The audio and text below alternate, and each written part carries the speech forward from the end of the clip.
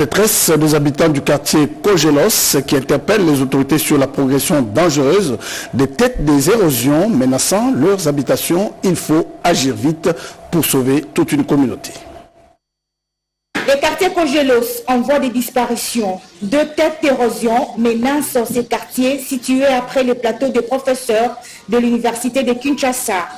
Plusieurs habitations sont déjà englouties, beaucoup de familles passent la nuit à la Belle Étoile, le centre hospitalier Kitoko est menacé ainsi que la concession de Sœurs. Les habitants du quartier lancent un cri d'alarme aux autorités compétentes de leur venir en aide avant l'arrivée de la saison de pluie. Awa tozana quartier Chibanda Kogelos, plateau des professeurs. Oui, moi, c'est Papa Moutombo Chambouli. Ici, nous sommes au quartier Chibanda, ex-Kogelos. Je ne connais pas dans notre quartier ici si nous avons un problème sérieux. Nous avons voté le chef de l'État, les députés nationaux et provinciaux, et jusqu'à présent, nous avons des difficultés. Oui, je suis du quartier. On a tout fait avec les moyens de bord, ça ne suffit pas. Quand il pleut, les eaux de la pluie quittent nos campus pour venir nous envahir ici. Dans le quartier, il y a même une école qui est menacée. Mais si cette école-là va s'écrouler, où est-ce que nos enfants vont aller étudier? Il y a même un centre de santé qui est à côté. Nous demandons à l'État de venir nous assister. Mesdames et messieurs, nous allons parler intérieur. C'est une mesure dissuasive pour décourager les hors-la-loi en instaurant des audiences foraines de Kuluna dans la ville de Kinshasa. Mesure qui porte ses fruits à Kinshasa. La loi est dure, mais c'est la loi. Lancé par le vice-premier ministre, ministre de l'Intérieur, Sécurité, Décentralisation et Affaires coutumières, Maître Jekme Chabani, avec le concours de la police nationale congolaise, vise à lutter contre le banditisme, les braquages à main armée et toute forme de criminalité urbaine. Dans ces cadres, une audience foraine s'est tenue ce vendredi 11 juillet 2025 au camp Lufungula, organisé par les tribunaux militaires des garnisons de Kinshasa-Gombe. Au total, 23 présumés ont comparé à l'audience de séjour, dont 20 présumés Kuluna, poursuivis pour des faits qualifiés de terrorisme, et 3 braqueurs à main armée, accusés d'avoir opéré avec des armes de guerre. Le ministère public a rappelé au cours de cette audience que les faits reprochés aux prévenus sont passibles de peines de servitude pénale. Après l'identification des prévenus, le tribunal a renvoyé l'affaire au lundi 14 juillet 2025 pour la poursuite de l'instruction. Plusieurs commissariats provinciaux de la police nationale congolaise ont déjà bénéficié d'un appui technique et financier dans le cadre de cette opération, notamment ceux de Kinshasa, du Congo central, du Haut-Katanga, du Kwango, du Lualaba et de la Tchopo. Et puis le programme uni pour la paix et la sécurité évolue très bien. La deuxième réunion du comité de pilotage stratégique s'est tenue hier vendredi 11 juillet 2025 en présence du vice-premier ministre, ministre de la Défense nationale ainsi que du chargé des affaires ad intérim de l'Union européenne en République démocratique du Congo. Le reportage est signé Sandra Nyangi.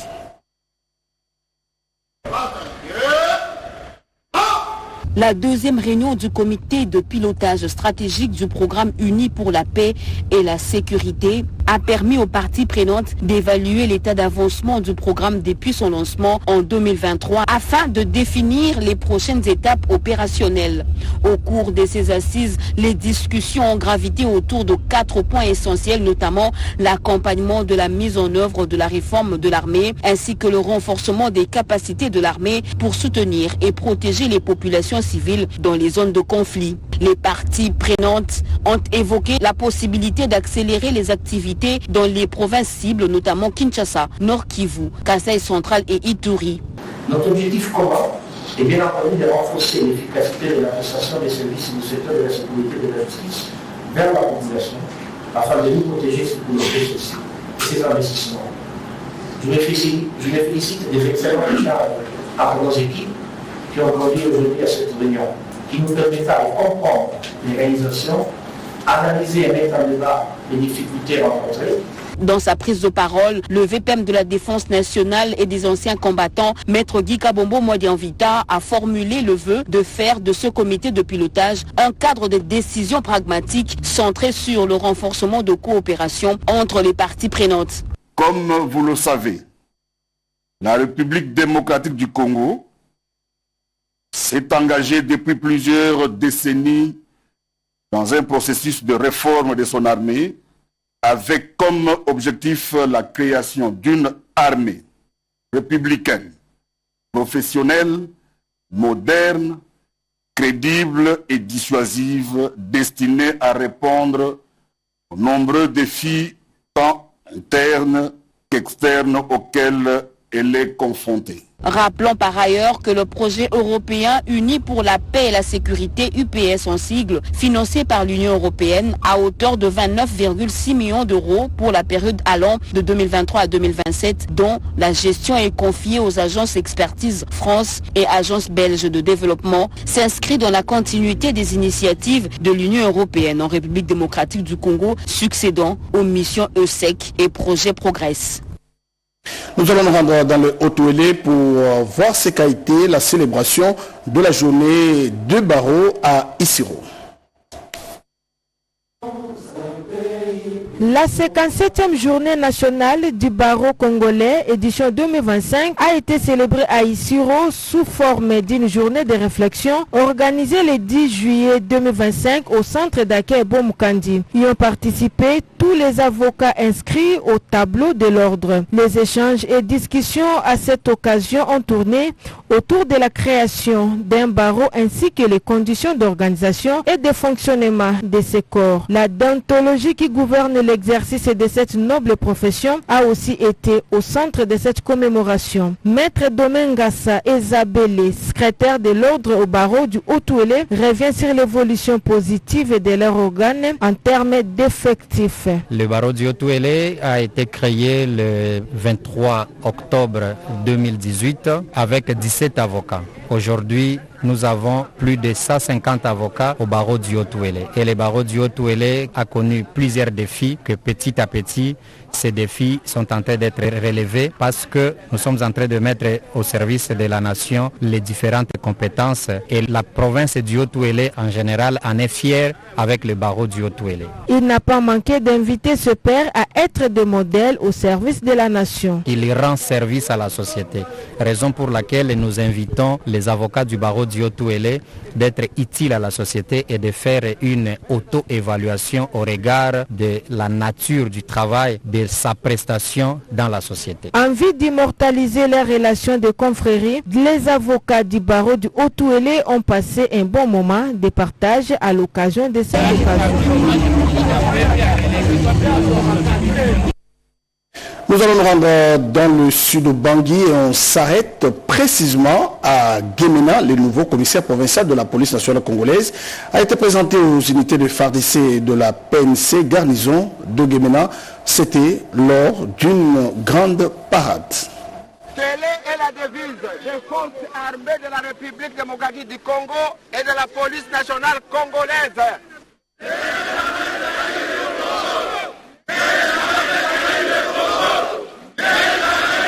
La journée de ce vendredi 11 juillet 2025 a été marquée à Guémena dans le Chibangui par une grande parade mix FARDC-PNC, garnison de Guémena, présidée par le commandant secteur opérationnel Nord-Équateur, commandant place, le général-major Isaac Kisembouela Mousseni. C'était au stade du camp Libengue-Moké, avec l'accompagnement musical de l'escadron musique du commissariat provincial. Cette parade avait pour objet principal la présentation du nouveau commissaire provincial de la PNC Chibangui, le commissaire divisionnaire adjoint Jean-Félix Safari Kazingoufou, et par la même occasion la présentation du chef d'antenne de l'inspection générale de la PNC Chibangui, le commissaire supérieur Martial Chevi Tardy et ses adjoints. À leur arrivée, le commissaire provincial et le commandant place ont eu droit tour à tour aux honneurs militaires. Je donne la parole pour s'adresser aux unités des FARDC et de la PNC. Le général Isaac a rappelé la devise des FARDC et de la PNC, ne jamais trahir le Congo, et a fait savoir qu'il a plu dernièrement au commandant suprême des FARDC et de la PNC, son excellence, de nommer à la tête du commissariat provincial de la PNC Chibangui le commissaire divisionnaire adjoint Jean-Félix Safari, qui sera secondé par ses 3 adjoints, notamment le commissaire supérieur Bouyoka, le commissaire supérieur Bomé Baselegui et le commissaire supérieur Watusukina Watezadio Bosco.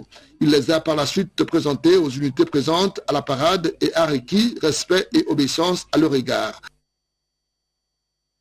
Nous allons retourner à Kinshasa et allons dans l'une des communes de référence de la ville de Kinshasa, Matete, qui a célébré ses 70 ans le 2 janvier 2025. Le regard est désormais tourné sur son développement. Un atelier a été organisé pour outiller la population.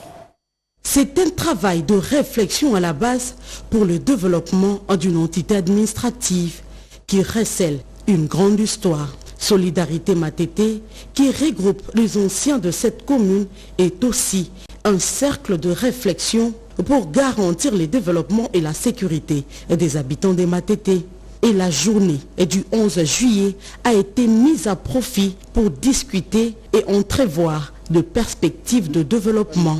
Entre intellectuels pour dégager les pistes et des solutions qui seront couchées sous forme de recommandations et ça va nous permettre de mener des démarches, de faire des lobbying auprès des autorités compétentes. Donc il faut commencer par sensibiliser la population, ça c'est de 1, et de 2, sensibiliser aussi les autorités. Ils doivent faire le nécessaire pour que la décentralisation devienne effective. Il faut que les communes, il faut que cela soit géré à partir de la base. Nous avons déjà les élus municipaux. Demain, nous aurons le bourgmestre, nous aurons le maire de ville. Et avec l'effectivité de la décentralisation, ça permettra vraiment à ce que la cité soit bien gérée, parce que là, vous êtes à côté de la population. Et c'est le travail que nous sommes en train de faire. Des recommandations ont été formulées pour résoudre les difficultés liées aux besoins sociaux des bases, tels que l'électrification des routes à réhabiliter et le renouvellement de la documentation de la bibliothèque municipale. Des échanges qui vont se poursuivre dans des jours à venir. Un mot de la culture. Ouverture de la 3e édition du Forum Salon international de l'histoire et de la culture au centre Wallonie Bruxelles. Objectif, sensibiliser le public et les jeunes à travers les activités éducatives. Iverson Kaboba. La République démocratique du Congo, héritage et reconnaissance, c'est la thématique retenue à la 3e édition du Salon international de l'histoire et de la culture qui se tient au centre Wallonie-Bruxelles. Durant 2 jours, soit du 11 au 12 juillet, les acteurs du secteur de la culture vont devoir poursuivre plusieurs objectifs, notamment de promouvoir la richesse culturelle, historique et scientifique de la RDC. Repartis en panel, les acteurs parmi l'honnête Marie-Josée Ifoko, le professeur Victor Baye, tous ont axé leurs réflexions sur les thèmes culturels. La pérennisation du café culturel à travers les activités à caractère pédagogique préoccupe l'un des panélistes, Pedro Moukema. C'est que cette édition a été une édition particulière par rapport à la programmation. C'est-à-dire cette fois, la 3e édition avec sa thématique générale, la RDC, héritage et renaissance, a une avancée sur une organisation des séries d'événements consacrés à la thématique générale, la RDC, héritage et renaissance. Donc cela est très important puisque la partie où la thématique générale qui est la RDC, héritage et renaissance, est une thématique importante. Alors c'est la raison pour laquelle nous l'avons définie, nous l'avons scindée en série, d'où la première série que vous voyez tout à l'heure, la série 0, Labo de Renaissance justement. On commence à Kinshasa et ensuite nous allons aller découvrir d'autres provinces puisque c'est d'ailleurs notre champ de bataille, pourquoi pas à la diaspora. Rappelons que cette 3e édition du Salon culturel se clôturera samedi 13 juillet, toujours au centre Wallonie-Bruxelles. C'était un grand jour pour la radio-télévision nationale congolaise. Une délégation de députés nationaux a fait la ronde des installations de la RTNC. Hier vendredi, la directrice générale Sylvie Elengue a expliqué pendant cette visite le fonctionnement de cette grande entreprise de l'État. Tout a commencé par l'Institut congolais de l'audiovisuel.